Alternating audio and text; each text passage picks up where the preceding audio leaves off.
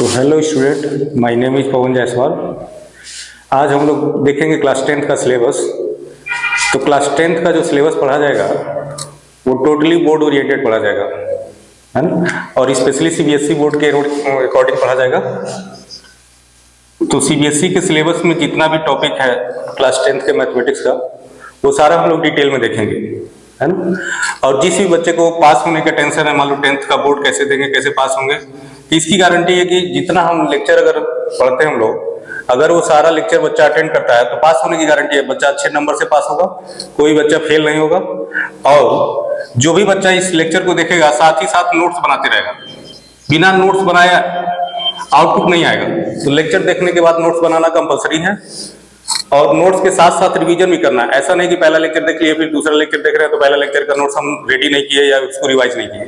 तो revision must रहेगा। और टोटल का टोटल ये क्रैश कोर्स होगा, एकदम बोर्ड के ओरिएंटेड पढ़ा जाएगा, लेकिन जो भी टॉपिक पढ़ा जाएगा वो डिटेल में देखा जाएगा। और साथ ही अब पीवाईक्यू भी करते चलेंगे। हर टॉपिक से जितने भी बोर्ड में क्वेश्चन आए सारा का सारा देखा जाएगा यहाँ पे। तो हम लोग स्टार्ट करते हैं क्लास 10th का सिलेबस। तो फर्स्ट चैप्टर जो है वो रियल नंबर है। क्लास 10th में टोटल 15 चैप्टर है, जिसमें कंस्ट्रक्शन चैप्टर सिलेबस से रिड्यूस कर दिया गया। तो टोटल 14 चैप्टर पढ़ने अपने को। 14 चैप्टर में फर्स्ट चैप्टर है रियल नंबर, सेकंड चैप्टर है पॉलिनोमियल, थर्ड चैप्टर है pair of linear equation in two variable, fourth chapter है क्वाड्रेटिक इक्वेशन, फिफ्थ चैप्टर है अरिथमेटिक प्रोग्रेशन, सिक्स्थ चैप्टर है ट्रायंगल, सेवेंथ चैप्टर है क्वाड्रेटिक ज्योमेट्री, 8th चैप्टर है introduction of trigonometry, 9th chapter का नाम है some application of trigonometry, 10th chapter जो है वो सर्कल है, ये ज्योमेट्री में आ जाएगा। 11th चैप्टर कंस्ट्रक्शन है जो कि सिलेबस में नहीं है। 12th चैप्टर जो है वो एरिया रिलेटेड टू सर्कल है। 13th चैप्टर जो है वो सरफेस एरिया एंड वॉल्यूम है। 14th चैप्टर स्टैटिक्स है, और 15th chapter last chapter probability है। यानी अपने को सिर्फ 14 चैप्टर पढ़ना है, 14 चैप्टर। हम लोग स्टार्ट करेंगे सेकेंड चैप्टर से। फर्स्ट चैप्टर थोड़ा थियोरेटिकल है, इसलिए इसको लास्ट में पढ़ा जाएगा। सेकंड चैप्टर से स्टार्ट करेंगे, सेकंड थर्ड ऐसे सीक्वेंस से पढ़ते चलेंगे, फिर लास्ट में फर्स्ट चैप्टर पढ़ेंगे हम लोग।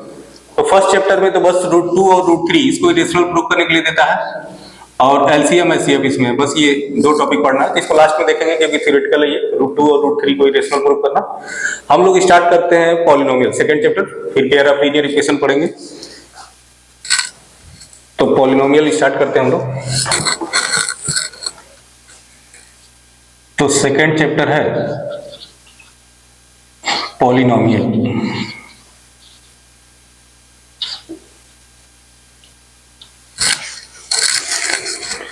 तो सबसे पहले इस चैप्टर में हम लोग जानेंगे पॉलिनोमियल होता क्या है ना, और पॉलिनोमियल से किस किस टॉपिक से क्वेश्चन आएगा। तो सबसे पहले इस लेक्चर में, लेक्चर का जो फ्लो रहेगा, सबसे पहले हम पॉलिनोमियल देखेंगे, पॉलिनोमियल क्या होता है, फिर पॉलिनोमियल का क्या क्या चीज फाइंड आउट किया जाता है। तो पॉलिनोमियल से हम लोग फैक्टर निकालते हैं पॉलिनोमियल का, फिर पॉलिनोमियल का जीरोस देखा जाएगा, जीरोस फाइंड आउट करने के लिए आता है क्वेश्चन में। फिर पॉलिनोमियल का ग्राफ से रिलेटेड क्वेश्चन आता है, ग्राफ कैसा बनता है, और जीरोस में रिलेशन ऑफ जीरोस आएगा, जैसे कि अल्फा प्लस बीटा। जीरोस का सम क्या होता है, अल्फा इंटू बीटा। जीरोस का प्रोडक्ट क्या होता है। और एक और टाइप का क्वेश्चन आता है जब जीरोस गिवन होगा, जीरोस गिवन होगा and quadratic polynomial find out करना होगा, किस क्वाड्रेटिक पॉलिनोमियल का जीरोस है। तो इस लेक्चर में हम लोग ये देखेंगे कि पॉलिनोमियल क्या होता है, पॉलिनोमियल का फैक्टर कैसे निकालते हैं, पॉलिनोमियल का जीरोस कैसे निकालते हैं, पॉलिनोमियल का ग्राफ कैसे ड्रॉ होगा, ग्राफ कैसा बनता है, और जब जीरोस गिवन होगा तो किस क्वाड्रेटिक पॉलिनोमियल का जीरोस है वो फाइंड आउट कैसे किया जाता है, ये देखेंगे। तो सेकेंड चैप्टर में है, और इसमें इतना बोर्ड में पूछता है, बोर्ड से इंपॉर्टेंट यही है ना। तो अब हम लोग सबसे पहले हम लोग पॉलिनोमियल जानेंगे, पॉलिनोमियल क्या होता है, पॉलिनोमियल का डेफिनेशन, फिर उसके बाद से इसकी डिग्री और निकाली जाती है। तो डिग्री तो 9th में है, तो डिग्री भी देख लेंगे साथ ही साथ कि पॉलिनोमियल के डेफिनेशन के बाद डिग्री कैसे निकाली जाती है। तो हम लोग स्टार्ट करते हैं पॉलिनोमियल कि पॉलिनोमियल होता क्या है।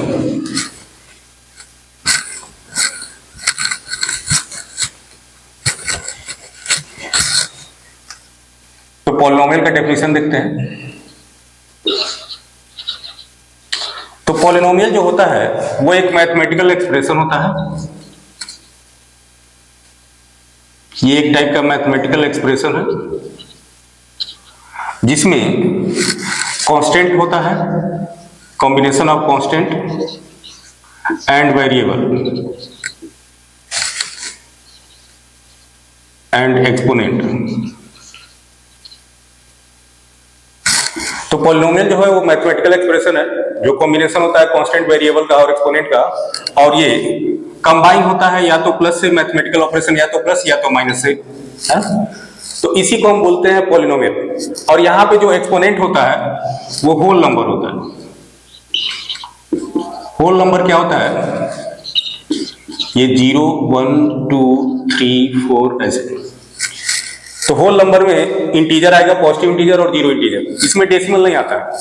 तो जो भी कांस्टेंट और वेरिएबल होगा, जो वेरिएबल का पावर होगा वो हमेशा होल नंबर होगा, और जो टर्म कंबाइन होंगे वो या तो प्लस से होंगे या तो माइनस से होंगे। तो इस टाइप के मैथमेटिकल एक्सप्रेशन को हम बोलते हैं पॉलिनोमियल।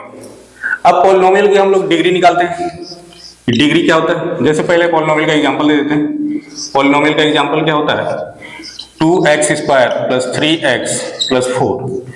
अब इसमें वेरिएबल जो है वो x है, और x का पावर यहाँ 2 है, यहाँ पे 1 है, ये होल नंबर है, ये पॉलिनोमियल है। लेकिन अगर ऐसे दिया हो 2x की पावर 1/2 प्लस 3x प्लस 5, यहाँ पे वेरिएबल का पावर फ्रैक्शन है, ये 1/2 है, होल नंबर नहीं है, तो ये पॉलिनोमियल नहीं है, ये अलजेब्रिक एक्सप्रेशन है, और ये अपना पॉलिनोमियल है। तो जिस बच्चे को स्क्रीनशॉट लेना है ले सकता है।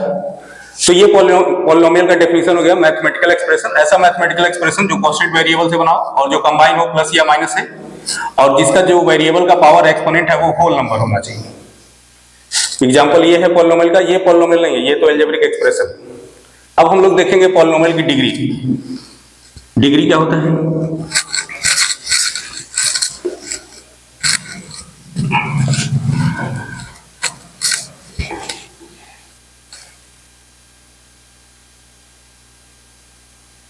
तो पॉलिनोमियल का डिग्री क्या होता है? वेरिएबल का जो हाईएस्ट पावर होगा, वेरिएबल का हाईएस्ट पावर,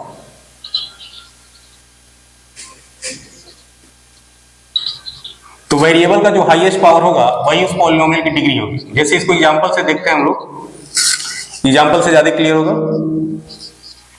5x की power 4 plus 3x square plus 2x plus 7, एक एग्जांपल ये है। 5x की पावर 3 प्लस 2x, x की power 4 plus 3x square plus 4x cube plus 7। जैसे हमने 3 एग्जांपल लिया, तीनों पॉलिनोमियल है, तीनों की डिग्री निकालते हैं। तो इसमें जो वेरिएबल है वो x है, तो x का हाईएस्ट पावर देखते हैं। तो यहाँ पे पावर 1 है, यहाँ पे 2 है, यहाँ पे 4 है, तो हाईएस्ट पावर इसका 4 है, तो इसकी डिग्री जो होगी वो 4 हो जाएगी। इस पॉलिनोमियल की डिग्री कितनी है? 4।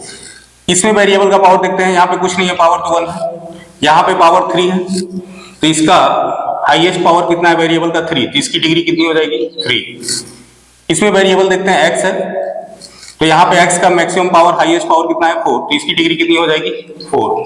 कोई जरूरी नहीं है कि पॉलिनोमियल हमेशा x वेरिएबल में दे, y वेरिएबल में दे सकता है, t वेरिएबल में दे सकता है। जैसे for example t square plus 3t plus 5, तो यहाँ पे जो वेरिएबल असाइन करता है वो x भी कर सकता है, t भी कर सकता है, y भी कर सकता है, ऐसे हो। तो बस अपने को वेरिएबल का पावर देखना है। तो यहाँ पे t का पावर जो है वो हाईएस्ट पावर 2 है, इसकी डिग्री 2 हो जाएगी। यहाँ पे वेरिएबल y है, y का हाईएस्ट पावर 2 है, तो इसकी डिग्री कितनी हो जाएगी? 2। तो बस अपने को वेरिएबल का पावर देखना है, तो उससे वहां से डिग्री कैलकुलेट हो जाएगी। तो डिग्री सबको समझ में आ गया? तो अब इसका स्क्रीनशॉट लेना है तो ले सकते हैं।